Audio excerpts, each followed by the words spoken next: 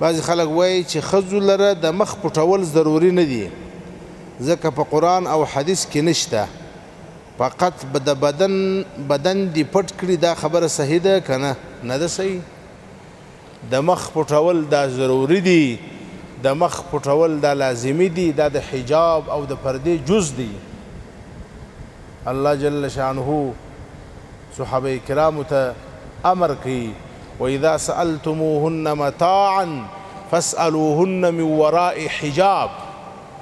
کله چې تاسې راځئ د خپلو مندو څخه چې د نبي اکرم صلی الله علیه وسلم بیبیانې دي او ستاسې مندې دي مور مو دي ستاسې زموږ او ستاسې د ټولو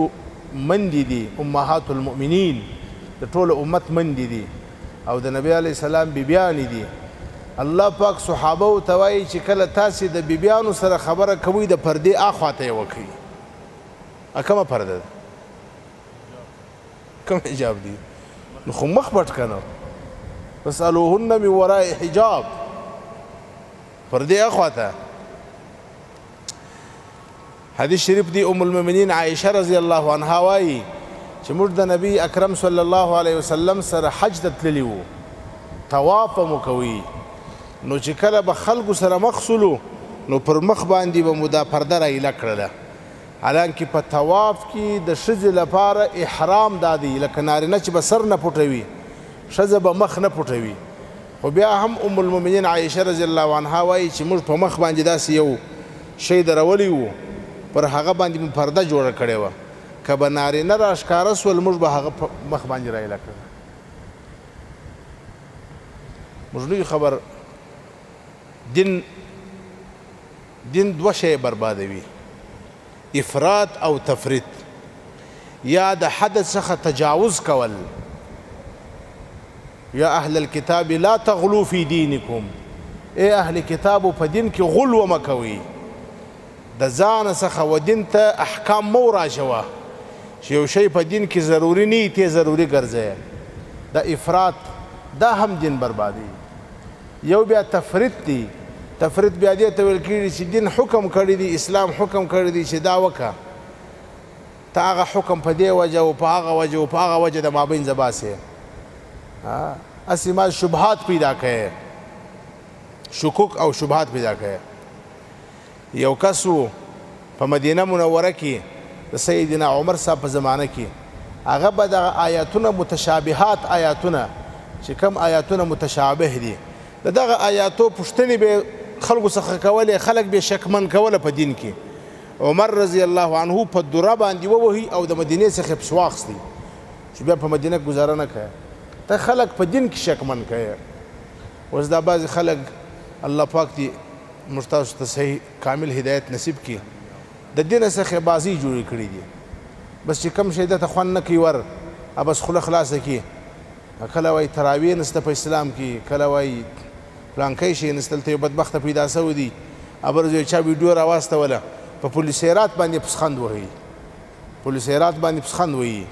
کله په چش پسخند وهي کله په چش پسخند وهي د دین په احکام د ملا په نامه باندې دي کله وایي دا حدیث داسې دي کله وایي حدیث داسې دي کله وایي دا آیت داسې دي کله وایي دا آیت داسې دي نو حجاب د په اسلام کې ستا د مخ پټول ستا لازمي دي ضروري دي بلکې اسلام خو دومره د احتیاط حکم کړی دی حضراتو امهات المؤمنین چې د نبی علیه السلام بیبیانې دي زموږ تاسې مندې دي صحابه کرام به راتلله د هغو څه به د مسائلو پوښتنه کوله د نبی علیه السلام د کورنۍ زندګۍ پوښتنه به یې کوله الله جل شانه بیبیانو ته وایي وایي که د ضرورت په خاطر باندې تاسې د دې خلکو سره خبرې کولې د نارینهو سره ولا تخضعن بالقول په آواز کې نرمي مه کوئ خبرې په سختۍ باندې وکړئ فیطمع الذي فی قلبه مرض هغه د پردې اخوا ته چې کوم نارینه دی که ته خبرې نرمې کوې دا هم دی په ګناه کې مبتلا کوي په زړه کې غلطه وسوسه پیدا کوي الله جل شانه خو ښځو ته دا حکم لاوه کوي چې ښځې دي آواز هم نه نرموي د ښځې آواز هم فتنه جوړوي په بل ځای کې د قرآن شریف آیت دی الله پاک و ښځو ته امر کوي ولا يضربن بأرجلهن ليعلم ما يخفين من زينتهن. کله چې ښځې په ځمکه باندې تګ کوي خپه دې د ځمکې څخه په زوره نه وهي چې خپه یې کړپی وکړي او یا یې پایڅې او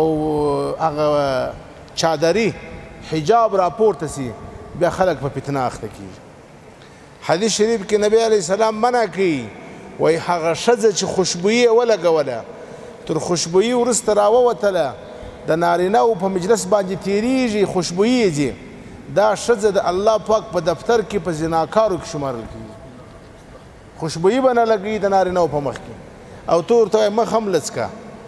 نو موږ نه یو خبر چې خلک څه وایي. الله پاک دې معافي وکړي.